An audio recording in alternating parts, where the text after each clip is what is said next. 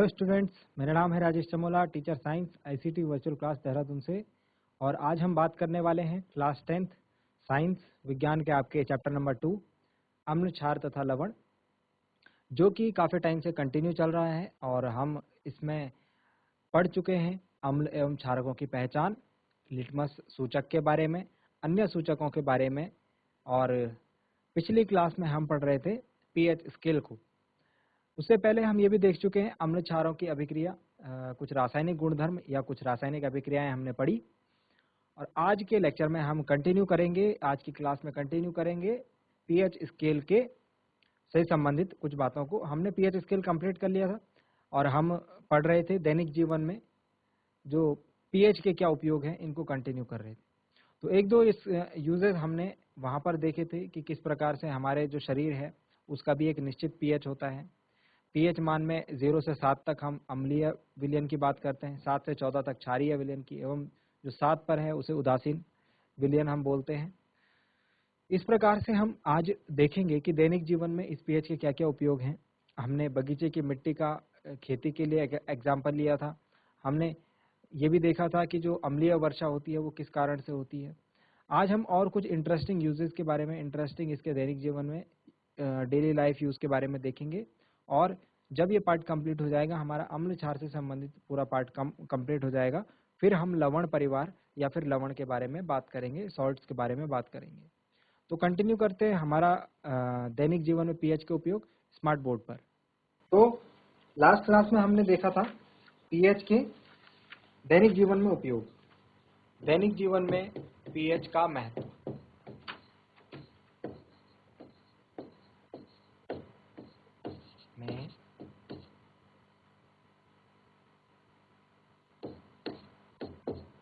PH का महत्व, इसमें नंबर 1 हमने डिस्कस किया था। पहला पॉइंट जो हमने डिस्कस किया था वो ये किया था कि हमारे जो शरीर है, हमारा शरीर जो मानव शरीर है उसका जो पीएच होता है वो एक रेंज होता है 7.0 से 7.8 तक। ओके, ये रेंज होती है ह्यूमन बॉडी के पीएच की, मतलब कि उदासीन से थोड़ा सा ऊपर लगभग। ठीक है, इस रेंज से यदि ऊपर नीचे हो गया तो मानव का शरीर जो है उसको जीवन की जो होगी वो मुश्किल हो जाएगी। ठीक है, तो जीवित रहता है जो शरीर, उसके लिए जो पीएच का परास है, पीएच की जो रेंज है वो ये है। जब अम्लीय वर्षा हमने देखी थी, अम्लीय वर्षा में क्या होता है, अम्लीय वर्षा के जो पीएच है उसका मान 5.6 से कम हो जाता है। ये बात आपको ध्यान रखना है। कब अम्लीय वर्षा कहलाई जाएगी? जब वर्षा जल के पीएच का मान 5.6 से कम हो जाएगा, तब हम उस वर्षा को अम्लीय वर्षा कहेंगे। इससे क्या होता है, ये वर्षा जल जो है ये नदियों के पानी में मिल करके, नदियों में मिलकर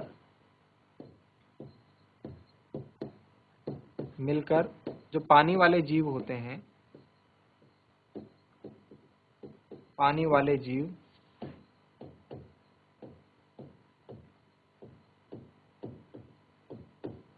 जीवों को क्षति पहुंचाता है ये अम्लीय वर्षा का जल। ओके, जो ऊपरी पानी, मतलब जो कम, मतलब जो ऊपर पानी में तैरने वाली मछलियां जो होती है वो इससे मर जाती हैं। ठीक है, तो अम्लीय वर्षा जो है उनके लिए घातक है। मैंने आपको ये भी बताया था कि हमारे जो घरों की दीवारें हैं वो खराब हो जाती हैं इसकी वजह से, अम्लीय वर्षा की वजह से। ठीक है, नेक्स्ट मिट्टी के ऊपर हमने बात करी थी। जो मिट्टी है वो किसी खेती के लिए, हमें जो बगीचे की मिट्टी जो होती है किसी पौधे को उगाने के लिए, उसका एक फिक्स्ड पीएच चाहिए होता है, बगीचे के मिट्टी का पीएच। तो इसकी कोई फिक्स वैल्यू नहीं होती है, ये डिफरेंट, मतलब आप कैसी फसल उगा रहे हैं उसके ऊपर, फसल के हिसाब से उसकी मिट्टी की प्रकृति जो होती है वो चाहिए होती है। तो बगीचे के मिट्टी का पीएच निर्भर करता है कि किस प्रकार की आप फसल उसमें उगा रहे हैं और उस फसल को उगाने के लिए किस प्रकार का माध्यम या किस प्रकार की प्रकृति चाहिए मिट्टी की। ठीक है, नेक्स्ट पॉइंट हम देखते हैं हमारे पाचन तंत्र का। इसके बारे में भी हमने बात करी थी अपनी पिछली क्लास में। पाचन तंत्र का पीएच। हमारे पाचन तंत्र में जो है हमने बात करी थी कि HCl यानी हाइड्रोक्लोरिक अम्ल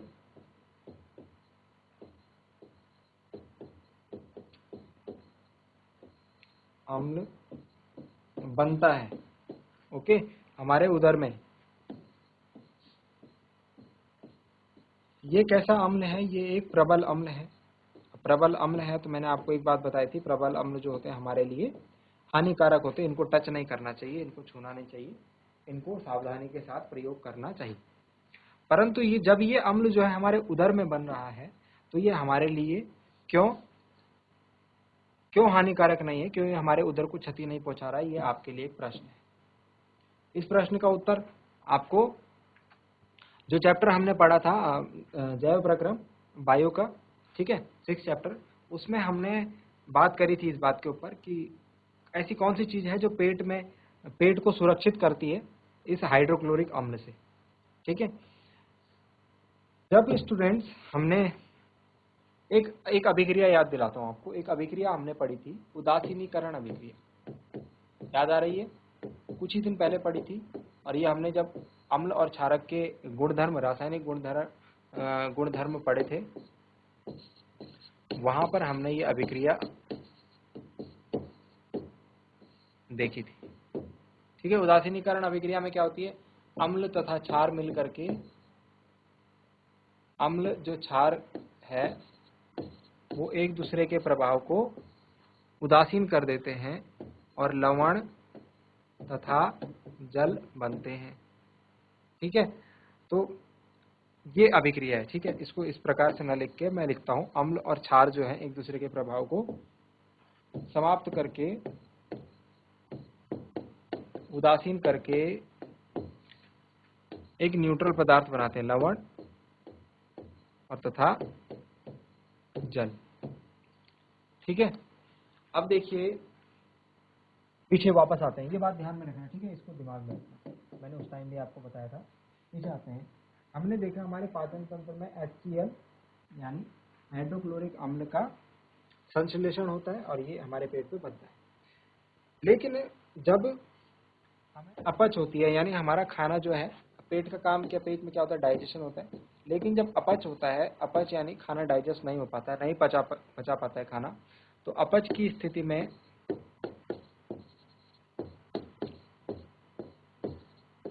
जो ये हाइड्रोक्लोरिक अम्ल है, हाइड्रोक्लोरिक अम्ल का ज्यादा उत्पन्न होना, ये ज्यादा उत्पन्न होता है हमारे पेट में, ज्यादा उत्पन्न हो जाता है। अब ज्यादा उत्पन्न हो जाएगा तो क्या होगा? ज्यादा उत्पन्न हो जाएगा तो अम्ल की वजह से हमारे पेट में क्या होगी? जलन होगी और दर्द होगा। तो इससे हमारे पेट में क्या होती है? जलन एवं दर्द। अब जलन एवं दर्द हो रहा है तो इससे छुटकारा कैसे मिलेगा? इससे छुटकारा मिलने के लिए हमें उदासीनीकरण अभिक्रिया याद आती है।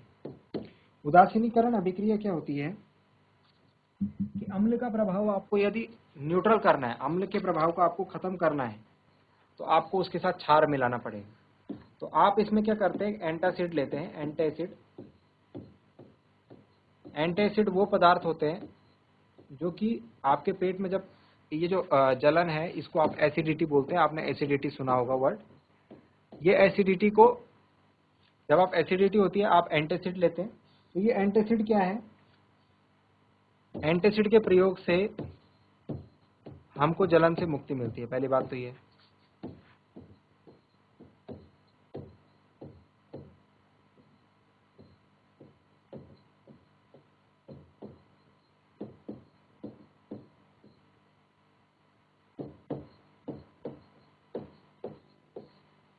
मिलती है, ठीक है। एंटासिड का प्रयोग करेंगे आप तो जलन से मुक्ति मिल जाएगी। लेकिन ये एंटासिड है क्या? तो स्टूडेंट्स, एंटासिड, जब हमारे पेट में अम्ल बन रहा है, हमको उसको न्यूट्रल करने के लिए क्षार लेना पड़ेगा ना। तो ये एंटासिड जो होता है एक प्रकार का क्षार होता है और दुर्बल क्षार होता है। एंटासिड क्या होता है? एक प्रकार का दुर्बल क्षार होता है इसका नाम भी मैं आपको बता देता हूँ। इसको हम बोलते हैं मिल्क ऑफ मैग्नीशिया। हमने बात करी थी मिल्क ऑफ मैग्नीशिया, है ना। मैंने आपको कुछ दिन पहले बताया था मिल्क ऑफ मैग्नीशिया एक क्षार होता है, दुर्बल क्षार। तो मिल्क ऑफ मैग्नीशिया का प्रयोग जो है हम यहाँ करते हैं एंटासिड में। इसका जो रासायनिक नाम है वैसे वो है मैग्नीशियम हाइड्रोक्साइड। मैग्नीशियम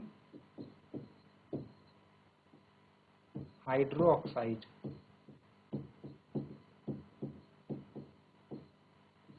ठीक है, तो मिल्क ऑफ मैग्नीशिया एंटासिड हो गया। ये क्या करता है, अम्ल के प्रभाव को समाप्त कर देता है, जो हमारे पेट में अम्ल बना होता है, और हमें जलन से मुक्ति मिलती है। बात समझ में आ गई।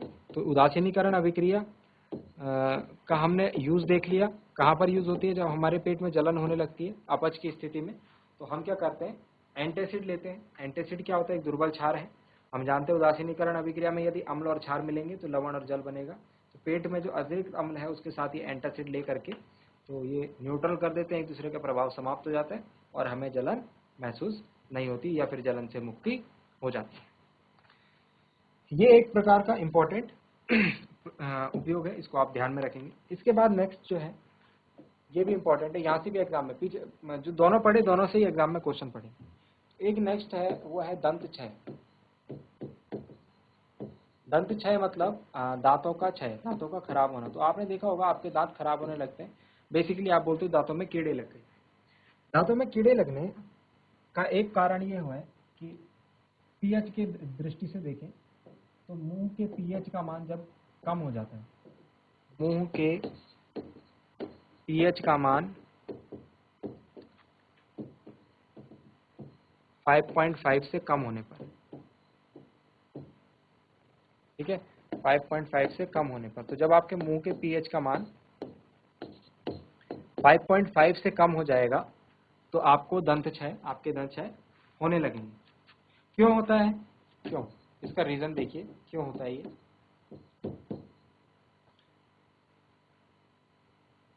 देखिए हमारे जब हम भोजन करते हैं, भोजन के पश्चात, बेसिकली मैं रात की बात बता रहा हूँ, रात को जब हम भोजन करते हैं तो हमारे जो मुंह में उपस्थित बैक्टीरिया है, हमारे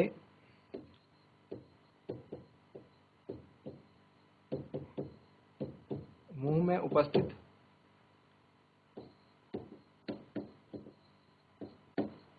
बैक्टीरिया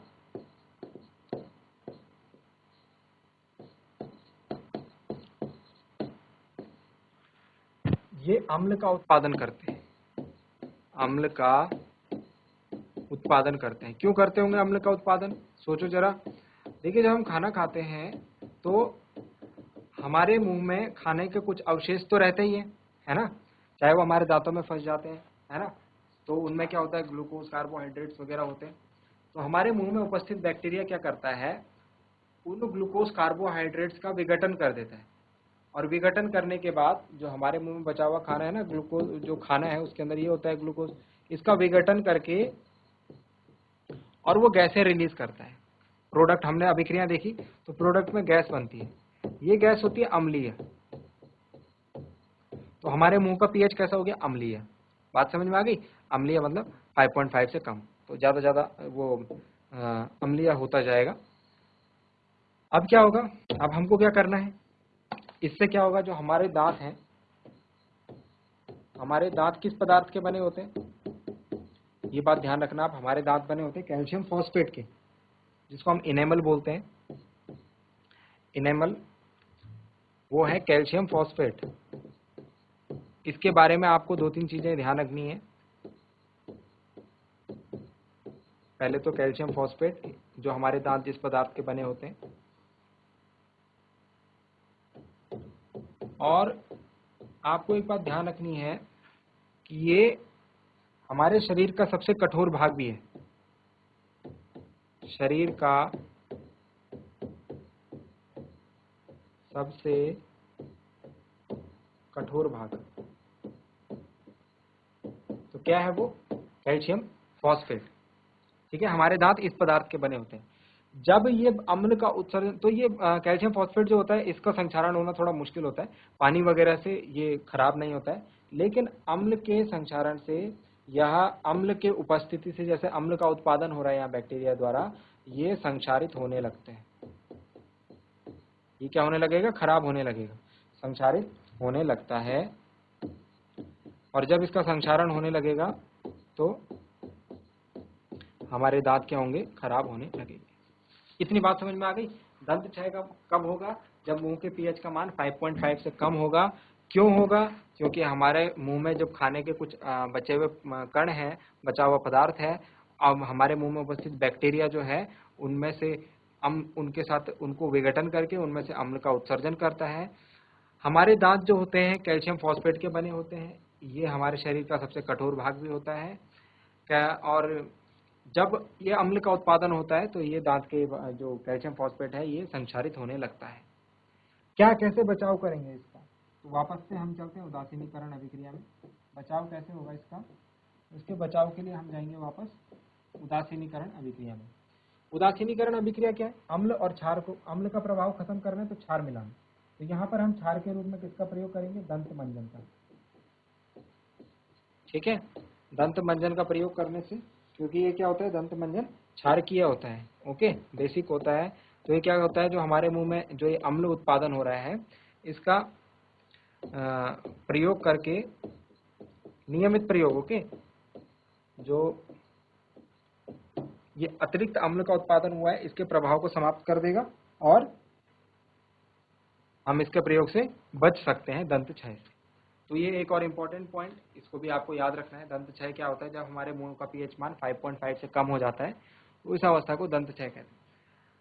क्या होता है इसमें? हमारे मुंह में जो उपस्थित बैक्टीरिया होते हैं ये अम्ल का उत्पादन करते हैं, जिससे हमारे दांत जो कि कैल्शियम फॉस्फेट पदार्थ के बने होते हैं ये संक्षारित होने लगता है।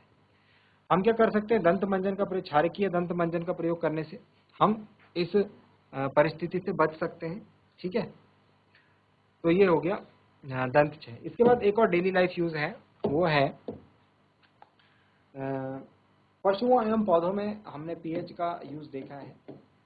पशुओं एवं पौधों में, तो पशुओं एवं पौधों में कैसे, किस प्रकार से देखा होगा आपने? सपोज आपने देखा होगा कभी कि कोई चींटी आपको काट देती है, ठीक है, कोई चींटी या मधुमक्खी आपको काट देती है। मधुमक्खी का डंक, मधुमक्खी जब काटती है तो आपको तेज जलन का एहसास होता है, तेज जलन होती है और दर्द होता है। ये जलन एवं दर्द क्यों होता है? क्योंकि मधुमक्खी जब काटती है आपको तो वो रिसाव करती है एक अम्ल का, उस अम्ल का नाम है मेथेनोइक अम्ल। मेथेनोइक अम्ल, तो ये मेथेनोइक अम्ल का रिसाव करती है जब मधुमक्खी के डंक में ये अम्ल होता है। इस अम्ल के कारण क्या होता है, आपको दर्द और जलन का एहसास होता है। अब कैसे ठीक किया जाए, कैसे बचा जाए? तो हमें तो पता है कि उदासीनीकरण, अभी सपोज आपके घर में यदि ऐसा होना तो नहीं चाहिए, बट सपोज ऐसी परिस्थिति आ गई किसी को मधुमक्खी ने डंक मार दिया। अब आपको पता है, आपने पढ़ा हुआ है कि मधुमक्खी के डंक में मेथेनोइक अम्ल होता है। मुझे इसके प्रभाव को समाप्त करने के लिए कोई क्षार चाहिए, है ना। उदासीनीकरण अभिक्रिया में हमने पढ़ा है कि अम्ल का प्रभाव समाप्त करने के लिए क्षार चाहिए होते हैं। तो आपके घर में जो क्षार होता है वो है बेकिंग सोडा, जो खाने में जिसको प्रयोग करते हैं बेकिंग सोडा को। जिस स्थान पर मधुमक्खी ने डंक मारा है उस स्थान पर बेकिंग सोडा का पाउडर आप रगड़ दीजिए, ठीक है। तो इससे क्या होगा, आपको इससे जो दर्द हो रहा है आपको उससे छुटकारा मिल जाएगा बेकिंग सोडा पाउडर से, ठीक है। तो ये एक यूज है इसका। ऐसे ही जब आपने देखा होगा एक प्लांट होता है, एक पौधा होता है नेटल, ठीक है। नेटल को इसे वैसे नेटल कहते हैं, और कांटे वाला पौधा होता है। इसके पत्ते में क्या होते हैं, इसके पत्ते में कांटे होते हैं, है ना। तो आपके आसपास इसको जैसे अगर जो पहाड़ी लोग हैं, हम लोग पहाड़ में इसको कंडाली बोलते हैं, ठीक है। तो इसमें क्या होते हैं, इसके पत्ते में, इसके पत्तों में कांटे होते हैं, छोटे छोटे कांटे होते हैं। और जब ये कांटे हमारे लग जाते हैं तो हमें फिर से तेज जलन और तेज जलन होने लगती है और दर्द होने लगता है। ठीक है, तेज जलन एवं दर्द। ये भी किस कारण होता है? इसमें भी अम्ल होता है, इसमें भी यही सेम मेथेनोइक अम्ल होता है। इस मेथेनोइक अम्ल के कारण हमको ये जलन और दर्द का एहसास होता है। अब क्या किया जाए, इससे कैसे बचा जाए? क्योंकि ये पौधे तो जंगल में होते हैं, है ना, पहाड़ों में होते हैं, मतलब घर से बाहर होंगे, तो वहां पर आपको बेकिंग सोडा तो नहीं मिल पाएगा, ये तो आपके किचन में होता है। तो प्रकृति ने इसकी व्यवस्था करी है। प्रकृति ने क्या करा है, जहां पर ये नेटल का पौधा होगा वहीं पर एक और पौधा होता है डॉग का। ये डॉग का पौधा क्या होता है, इसकी प्रकृति होती है क्षारकीय। ओके, इसकी प्रकृति होती है क्षारकीय, इसके पत्तों की प्रकृति। तो क्या होता है, जब डॉग के पौधे जब आपको नेटल का डंक लग जाएगा तो आसपास में ही आप देखेंगे डॉग का पौधा होगा। डॉग के पौधे की पत्तियों को आप निकाल करके इसमें रगड़ देंगे जहां पे जिस जगह पे जलन हो रही है आपको, और आपको वो दर्द जो है उससे छुटकारा मिल जाएगा। तो प्रकृति ने इसकी व्यवस्था करी हुई है। ठीक है, आप देखेंगे कि जो नेटल का पौधा है और डॉग का पौधा है ये दोनों आसपास में ही होते हैं, एक दूसरे के आसपास। ये भी एक इंटरेस्टिंग बात है, इसको भी आपको ध्यान में रखना चाहिए। तो ये था हमारे दैनिक जीवन में पीएच के उपयोग। आपको एग्जाम के लिए एक और बात थोड़ा सा इंपॉर्टेंट जो है वो ये है कि आपको कुछ अम्लों के जो प्राकृतिक अम्ल हैं, जो नेचुरल अम्ल हैं, जो खाने पीने की चीज़ों में होते हैं उपस्थित, या फिर जानवरों में जो प्रकृति के रूप से उपलब्ध होते हैं, उनमें कौन कौन सा अम्ल होता है वो आपको ध्यान रखना है। यहाँ से एग्जाम में क्वेश्चन अक्सर पूछ लिया जाता है। तो मैं फटाफट लिख दे रहा हूँ कुछ कुछ अम्लों के नाम जो इंपॉर्टेंट है। जैसे सिरका है, हम घर में सिरका यूज करते हैं, तो सिरके में होता है एसिटिक एसिड। सिरका, नाम याद रखना है कौन सा अम्ल, एसिटिक अम्ल।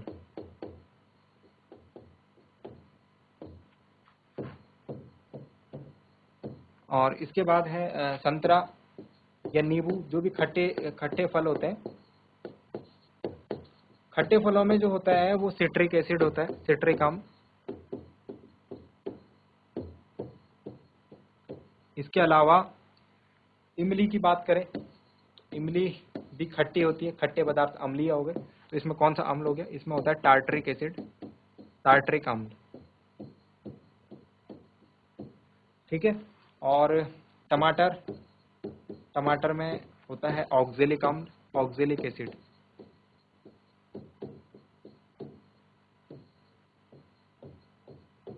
इसके अलावा यदि हम बात करें दही की, तो दही भी खट्टी होती है ना, तो इसमें हो गया लैक्टिक एसिड, लैक्टिक अम्ल। तो ये सारे अम्ल आपको याद रखने। एग्जाम में कई बार यहाँ से क्वेश्चन आया हुआ है, टमाटर में उपस्थित अम्ल का नाम बताइए। और भी है, जैसे चींटी या नेटल के डंक की हम बात कर रहे थे अभी, मधुमक्खी हो गया, चींटी या नेटल हो गया, इनका डंक, तो हम इनके ऊपर हमने बात करी। कौन सा हम, मेथेनोइक एसिड। इस लेक्चर में हम यहीं पर तक देखेंगे, और इसके बाद अगली क्लास में हम स्टूडेंट्स बात करेंगे लास्ट पार्ट में लवण के बारे में, लवण परिवार। ठीक है, तो सिर्फ लवण के बारे में हम इसके बाद बात करेंगे, उसके बाद ये चैप्टर कंप्लीट हो जाएगा। उम्मीद करता हूँ कि आपको आज की क्लास समझ में आई होगी, अच्छा लगा होगा, पढ़ के मजा आया होगा। आप इस क्लास को रिवाइज कर सकते हैं डीडी उत्तराखंड के यूट्यूब चैनल पर जा करके, और इसको रिवाइज जरूर कीजिएगा, इसको समझिएगा। मिलते हैं अगली क्लास में एक नए टॉपिक के साथ। बहुत बहुत धन्यवाद।